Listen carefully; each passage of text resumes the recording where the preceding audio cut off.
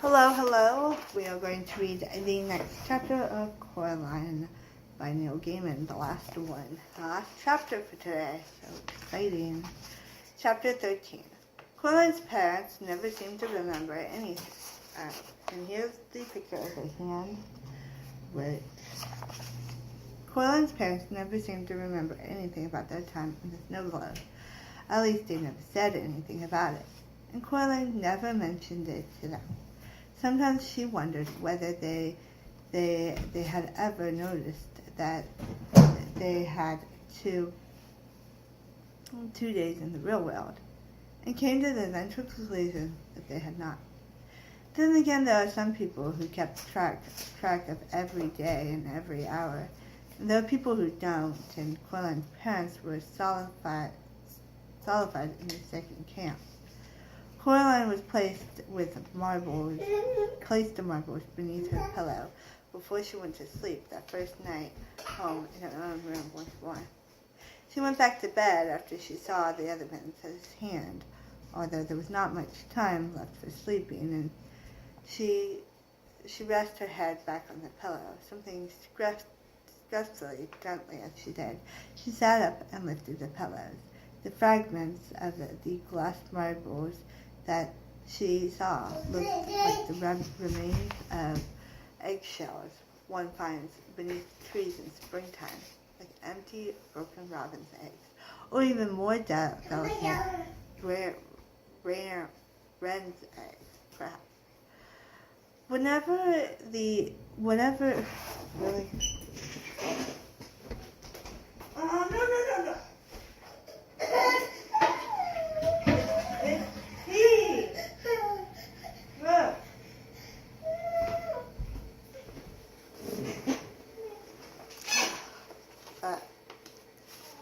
Whatever had been inside the glass spheres had gone.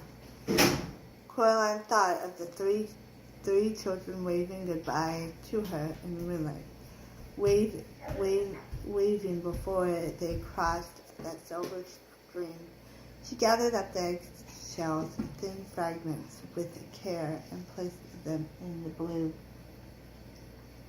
box, which had once held a bracelet that her grandmother had given her when she was a little girl. The bracelet was long lost, but the box remained. Miss Spinks and Miss Forcible came back from visiting Miss Spinks' niece, and Coraline went down on their flat for tea. It was a Monday. On Wednesday, Coraline would go back to school. A whole new year would begin. Miss Forcible insisted on reading Coraline's tea leaves. Well, looks like everyone's mostly ship shape and Bristol fashion levy, said Miss Forcible. Sorry, said Coraline. Everything is coming up roses, said Miss Forcible. Well, almost everything. I'm not sure what that is. She pointed to the little clump of tea leaves sticking to the side of the cup. Miss Spinks tutted and reached for the cup. Honestly, Miriam, give it over here. Let me see. She blinked through her thick spectacles. Oh dear. No, I have no idea what that signifies. It almost looks like a hand. Coraline looked. The clumps of leaves did look a little like a hand reaching for something. Hamish, the Skelly doll, was hiding under Miss Forcible's chair, and he wouldn't come out. I think he was just in some sort of a fright, said Miss Spinks. He has a deep gash on his side, poor dear. We'll take him to the vet later this afternoon. I wish I knew what I could have done. No.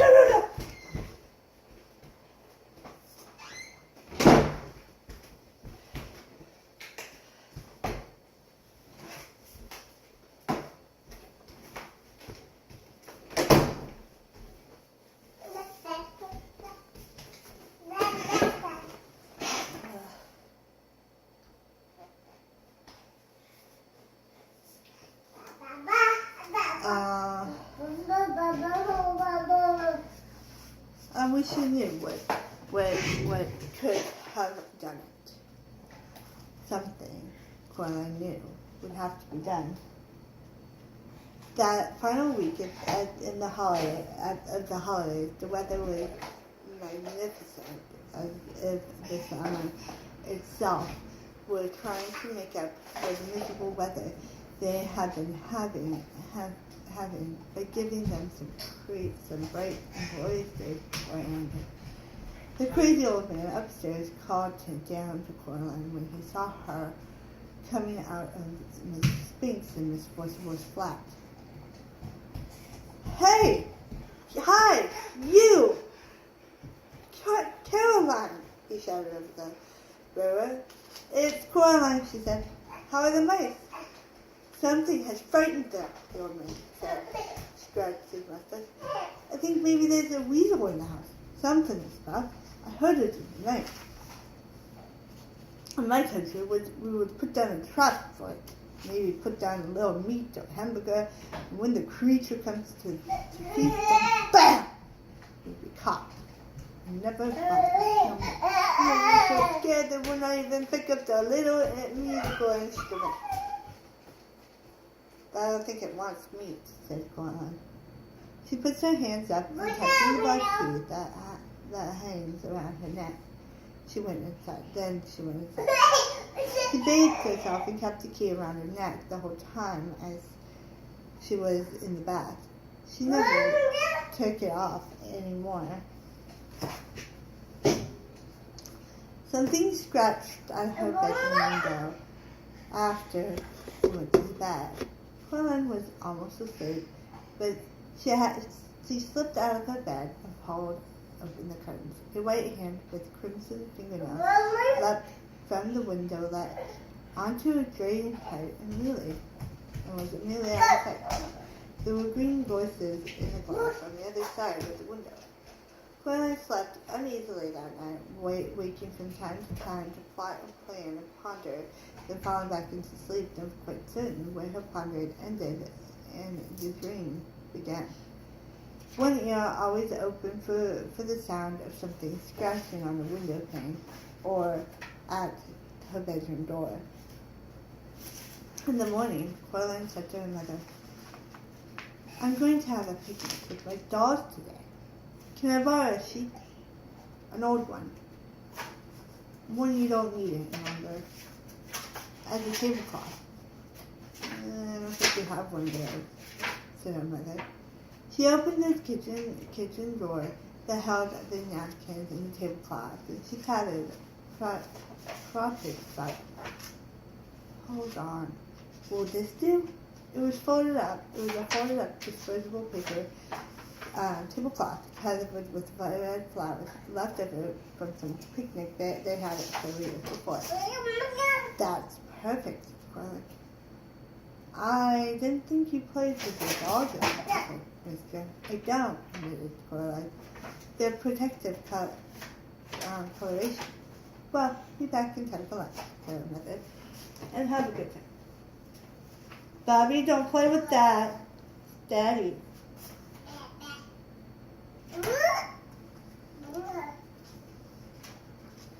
"Have a good time." "That's brilliant. I don't want anything." "I don't know why he didn't put it away." "No.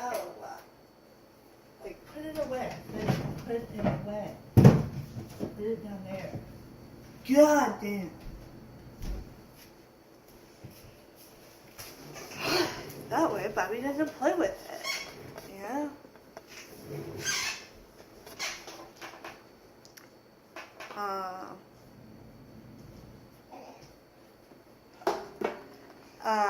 We'll be back in time for lunch, said her mother. "Have a good time." Coraline filled a cardboard box with dogs with several plastic doll teacups. She filled a jug of water, and then she went outside. She walked down to the road just as if she were going to the shops. Before she reached the supermarket, she cut across a fence into some wasteland and along an old drive. Then she crawled under the hedge.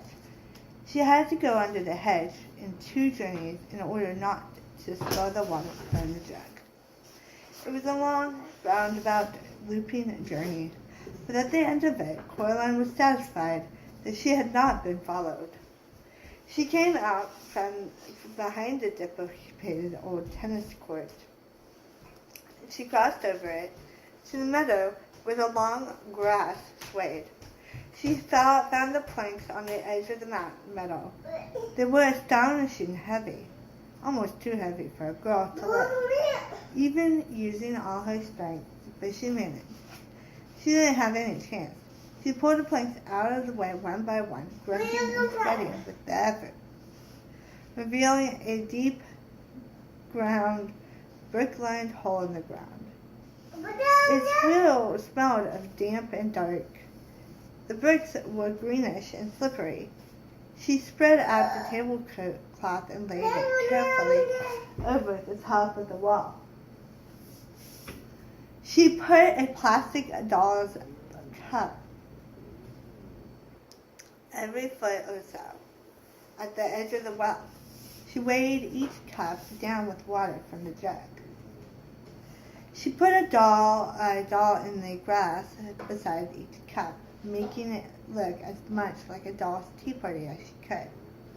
Then she retraced her steps back under the hedge, along the dusty yellow drive, around the back of the shop, back to the house. She reached up and took the key from around her neck, dangled it from the string as if the key were just something she liked to play with. Then she knocked on the door. Mrs. Spinks and Mrs. Forcible flat. Mrs. Spinks opened the door. "Hello, dear," she said. "I didn't want to come in," said Coraline. "I wanted to find out how Hamish was doing." "The vet says Hamish is a very brave little soldier," she said. "Luckily, the cut doesn't seem to be infected. We cannot imagine what could have done it. The vet says some animal, he thinks, but has no idea what. Master Boo Boo says he thinks it might have been a weasel." Mr. Boo Boo. The man at the top flat, Mr. Boo Boo, final circus family, I believe.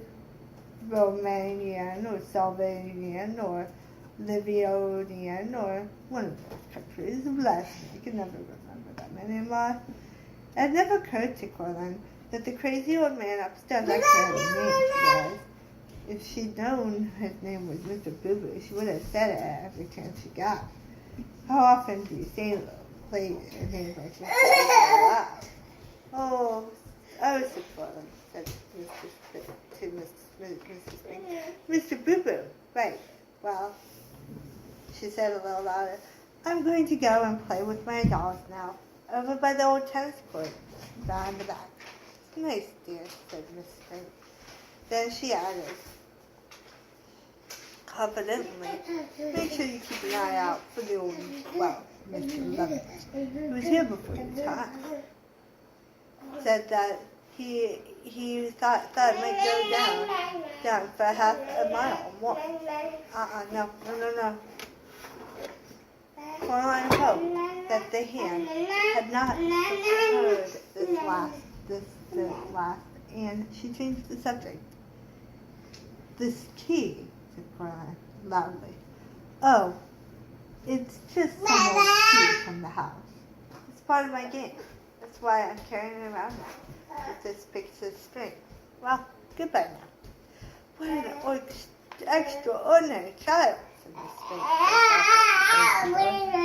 Coraline ambled across the meadow towards the old tennis court.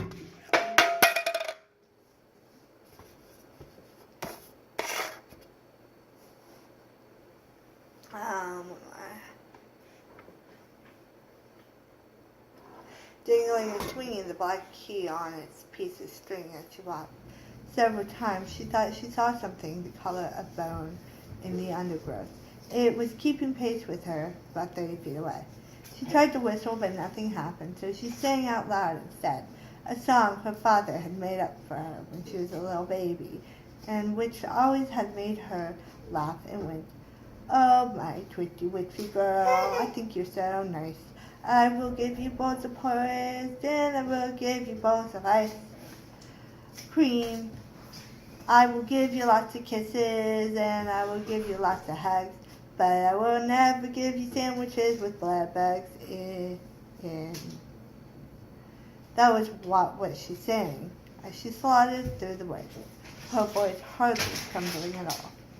The doll's tea party was where she left it. She was relieved that it was not a windy day, for everything was still in its place. Every water-filled plastic cup weighed down the paper tablecloth as it was meant to. She breathed a sigh of relief. Now was the hardest part.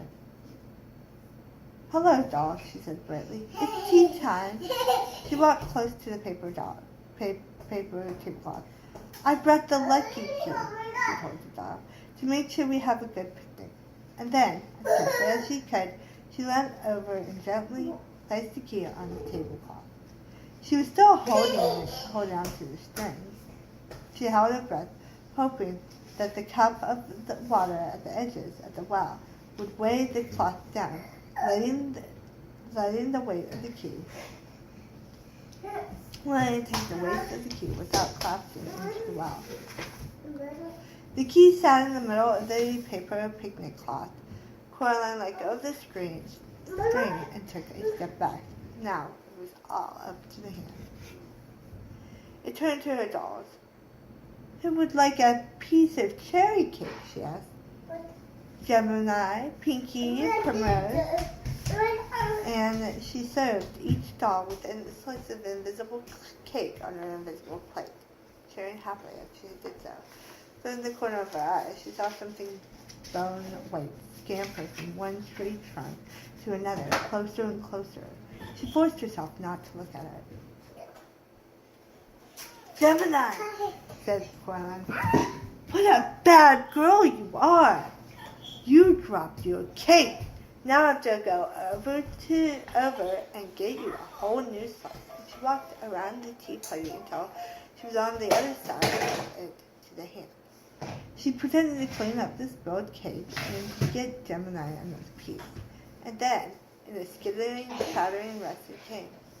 The hand, running high on its fingertips, scrambled through the tall grass and up onto a tree stump. It stood there for a moment, like a crab tasting the air, and then it made one triumphant, nail-cracking leap onto the center of the paper tablecloth. "Time," slowed for Caroline. The white fingers closed around the black key. And then the weight and the momentum of the hand sent the plastic doll cups flying in the paper tablecloth down. Tablecloth key. And the other mother's right hand went tumbling down to darkness of the well. Coraline counted slowly under her breath. 2, 3. She got up 40 before she heard a muffled splash coming from a long way below. Someone had once told her that if you look up at the sky from the bottom of the night sky, even the brightest daylight, you can see a night sky and stars. Coraline wondered if the hand could see the stars from where it was. She hauled the heavy planks back onto the well, covering it carefully as she could. She didn't want anything to fall in. She didn't want anything ever to get out. She put her dolls in the cups back in the cardboard box while she carried them out. Something caught her eye while she was doing this, and she straightened up. It's in time to see the black cat stalling, its tail held high and curling at the tip of a question. It was the first time that she had seen the cat in several days since they had returned together from the other mother's place. The cat walked over to her and jumped up onto the planks that covered the well. Then slowly and winked one eye at her. It sprang down into the long grass in front of her and rolled over onto its back. wiggling about aesthetically. Coraline scratched and tickled. Tickled the soft fur on his belly, and the cat purred contentedly. When it had enough, it rolled over onto its front floor and walked back towards the tennis court, like a tiny patch of midnight in the midday sun. Coraline went back home. Mr. Bobo was waiting for her in the driveway. He clasped her on the shoulder. The mice tell me that all is good, he said. They say that you are our savior, Caroline. It's Coraline, Master Bobo, said Coraline, not Caroline. Coraline, said Mr. Bobo, repeating her name to himself with wonder and respect. Very good, Coraline. The mice say that I must tell you that as soon as they are ready to perform in public, you will come up and watch them as the first audience of all. They will play trumpetly, and toodle-order. They will dance and do 1,000 tricks. That is what they say. What is they say? I would like that very much, said Coraline, when they're ready. She knocked at Mrs. Spink's door. Mrs. Spink let her in, and Coraline went into the parlor. She put her box of dolls down on the floor. Then she put her hand in her pocket and pulled out the stone with the hole in it. Here you go, she said. I don't need it anymore. What are you doing?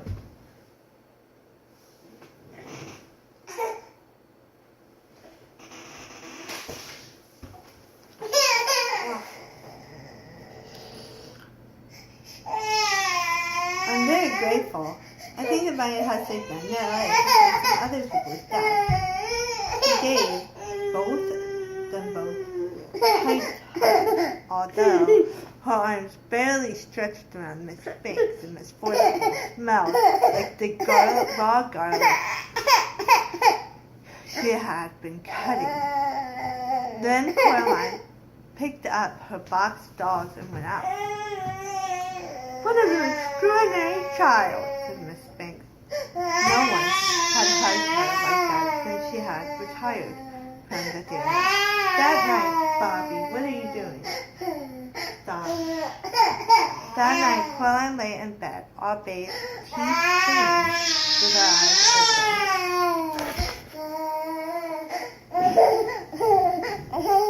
You want to be in the video? With her eyes open, staring up at the ceiling. It was warm enough that now that the hand was gone, she had opened her bedroom window wide.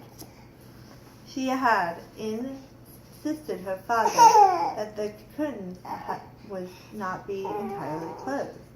Her new clothes, school clothes, were laid out carefully on her chair for her to put on when she woke. Normally on the night before the first day of term, Coraline was apprehensive and nervous, but she realized there was nothing left about school that could scare her anymore. She fancied she could hear sweet music on the night air.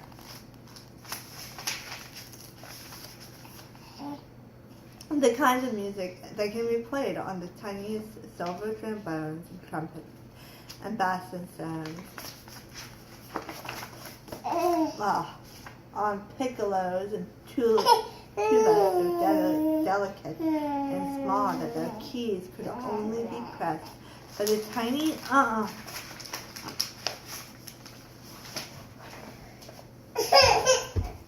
pink fingers. Coraline imagined that she was back again in her dream, with the two girls and the boy under the oak tree in the meadow, and she smiled.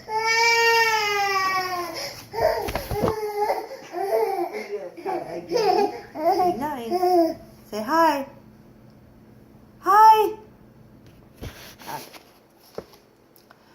At first, As the first stars came out, Coraline finally allowed herself to drift into sleep, while the gentle upstairs music of the mouse circus spilled into the warm evening air, telling the world that the summer was almost done. Here's the photo. No! And that is it. Say bye! Say bye. Say bye. Sit. Can you sit? Say bye. Bye. Bobby, look at the camera. Bye.